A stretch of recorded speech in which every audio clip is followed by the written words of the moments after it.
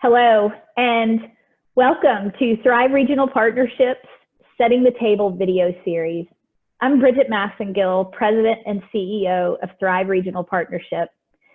And I'd be remiss without saying that we're launching this new series in the midst of a very unique time that is facing our communities and our regions across the country.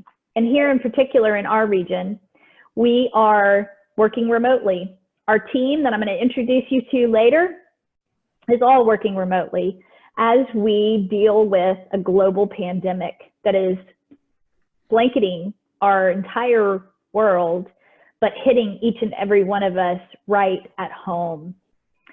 So before I explain to you the concept of setting the table, I want to explain what Thrive is. Let me tell you about our mission. Thrive has a mission to inspire responsible growth through conversation, connection, and collaboration. And this mission is done in a footprint of 16 counties. We have 79 municipalities, 3 states. This covers over 6,000 square miles and a population that exceeds 1 million people. We don't do this easily, and it certainly didn't come naturally when we first launched our organization. But what we've discovered from the very beginning is that it has constantly been based on setting the table for people to sit around and converse about issues that they are facing in their community and then in our region abroad. So as I sit here and introduce this concept to you in the midst of a global pandemic, I'm also sitting actually around my own dining room table where I'm videoing this now for you. When we talk about setting the table, I want you to think about family dinners that you may have at your home or growing up, and the intentionality that went into getting your family to sit around the table and have conversations. If you didn't have a purpose, if you didn't have someone, maybe it was your mom, maybe it was your dad, maybe it was you, that encouraged your family or maybe your friends, whomever it may be, to sit around the table, how can you continue addressing concerns and issues and maintaining and building a relationship with people if you don't set the table? So as our region is growing, as our challenges continue to grow, and certainly now in the midst of the time that we are all living in at this moment, we know that our region's problems cannot be solved without getting people of different backgrounds, different perspectives, different organizations to all come together across 3 different states, 16 counties, 79 municipalities to all talk. And our role is to set the table to engage people in this work who wouldn't otherwise naturally have a conversation to solve challenges together. So today I'd like to start by introducing you to our team and asking them the question of what does it mean to set the table. I'm going to start with Rhett Bentley, who is our Director of Communications for Thrive. And Rhett has been with us now for 2 years, if I'm right. Is that right, Rhett? I think so. It's hard. Time is flying by. And it is leading up our communications effort and the messaging that must go out there to get people to understand what this region is and the narrative that we bring to that conversation. So Rhett, I'm going to turn it over to you. What does it mean to you to set the table? Yeah, absolutely. I loved that we honed in on the name Setting the Table, particularly right now in this season of COVID-19, because it feels inclusive and welcoming, truly. I mean, we spend so many days isolated in our homes. I currently have a dog whining outside of my door. I apologize. We spend so much of our time now working remotely in our own homes, and I feel like connection is something that we've often taken for granted. But more than that, it's meaningful to think about challenges and questions on a regional scale, because it encompasses the scale at which we live our lives. You know, we typically think about challenges being solved within silos, like business sectors or in counties or in state lines, in a city. But as people, we don't necessarily live between those margins or boundaries. We flow between places. We consume and travel between those lines. In my case, I'm actually in the process of a move to Walker County, Georgia, but I'm continuing to work in Chattanooga, Tennessee, at least when there's not a virus happening. So it means something to me that there's an organization out there like Thrive that breaks down those barriers and unifies those places and those people, because that all contributes to a way of life and communities in many distinct ways. So really setting the table to me means simply addressing our shared future collaboratively and inclusively. That's great. Thank you, Rhett. I want to also turn your attention to Kelly Farina. So Kelly Farina is our program manager who manages programs such as our Thriving Communities Initiative and our Natural Treasures Alliance. And I want to ask you, Kelly. Kelly's been with us for almost 2 years. She's coming up on 2 years here soon. And I'd like for you, Kelly, to say hello and then tell us about what setting the table means to you in the context of your work here at Thrive. Thanks, Bridget. For me, setting the table means, in the context of Thrive and what our organization focuses on, is that we provide other organizations and community leaders with opportunities to come together around shared challenges that they may face in their sector or in their individual community.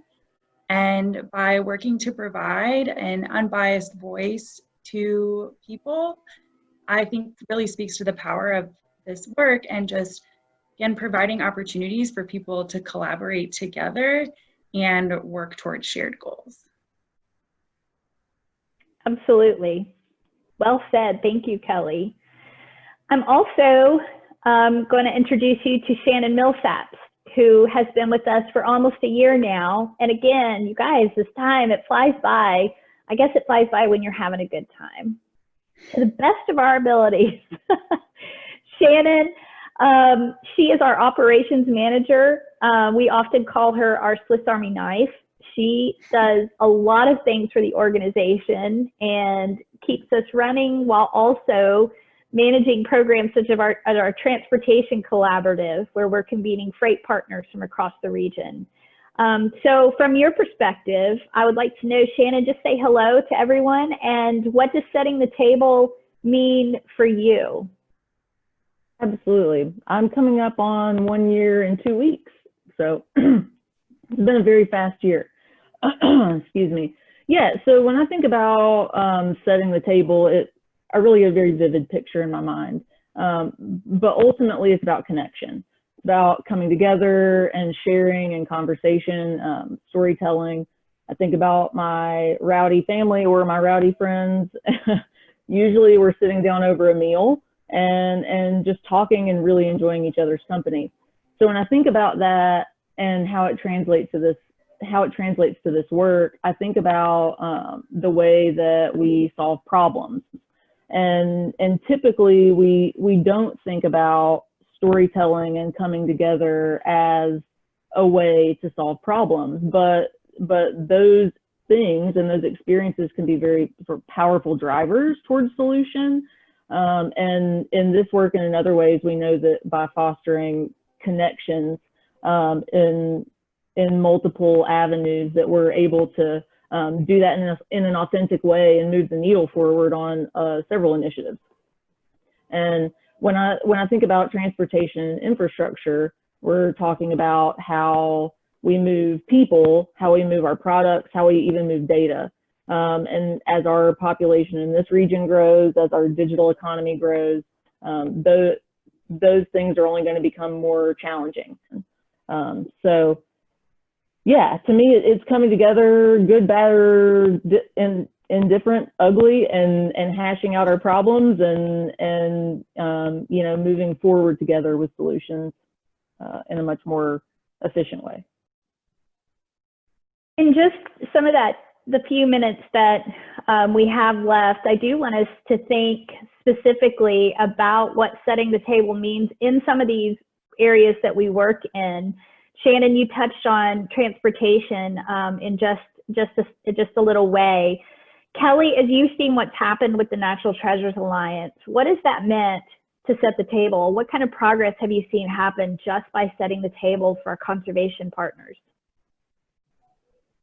So what we do with our Natural Treasures work is, at its core, we have monthly, quarterly meetings where we convene leaders in conservation, outdoor recreation, and just the outdoor industry together.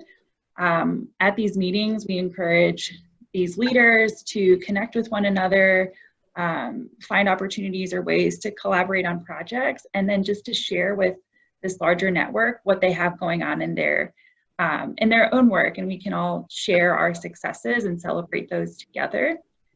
Specifically with our conservation initiative, we spent the better part of 2018 and 19, I want to say, working on a conservation blueprint for our region. And so we collaborated with a small committee of conservation leaders who were able to share and brainstorm and collaborate on what the future of conservation could look like for this region. And they set a series of benchmarks, which were then approved by this larger Natural Treasures Alliance. And so we'll be using this blueprint as a way to help inform and educate stakeholders in conservation and who aren't in conservation about why protecting our natural resources is so critical for the future vibrancy and health of our region. It's very exciting. That's incredible. And I know, Rhett, you were able to sit with us through 2 different thriving communities that we've gone through this process. So I think that's probably 7 of our communities or so that you've seen. So over the course of the 2+ years that you've been here, what has that meant as we communicate with communities across the region? Absolutely. Our Thriving Communities program is essentially a creative placemaking accelerator program that coaches communities to spark economic vibrancy around their local distinct cultural and artistic assets. So it's so cool. And what it does is it takes what you would typically think of as like community planning or city planning, and it engages the people around that community or in that community in the process. They truly gain ownership in it. And the Thriving Communities process is distinct for a couple of reasons. One, it encourages people beyond, you know, the typical planners and government officials. It encourages actual community volunteers from different backgrounds to become involved. And then we do it on a cohort model too. So we have several communities doing this all at once, and they're learning from each other, inspiring each other. So it's just super collaborative, and we've seen some great projects come out of that as well. Absolutely. With our time, I want to wrap this up just to know that, actually a reminder that prior to Thrive, there was no organization out there that was focusing on addressing issues across the board, like you've heard, and different ways that you've heard of how those issues could be addressed through Kelly, Rhett, Shannon, myself.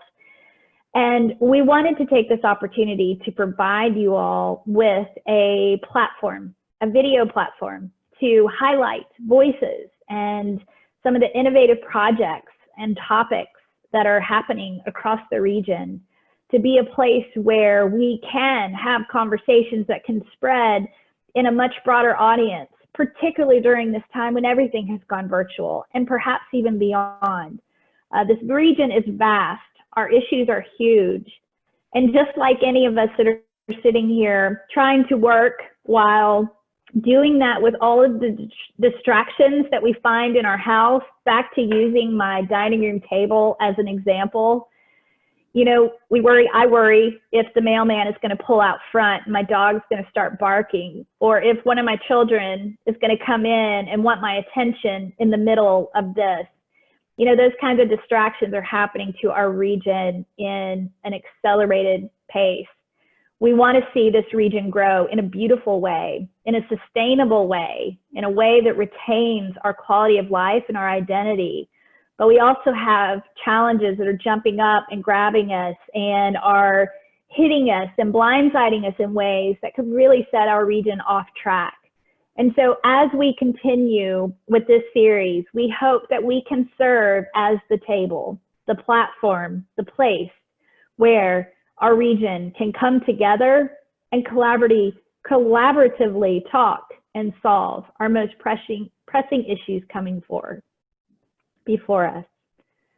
So with that, I encourage you to reach out to us on our virtual platforms. We have our website listed here. We are on Facebook, on LinkedIn, on Twitter. We're also on Instagram, all of these different ways that you can follow us. And we will be posting and promoting these videos as we get them done. And we hope that you will join the conversation and sit with us as we set the table for a prosperous region for generations to come. Thank you.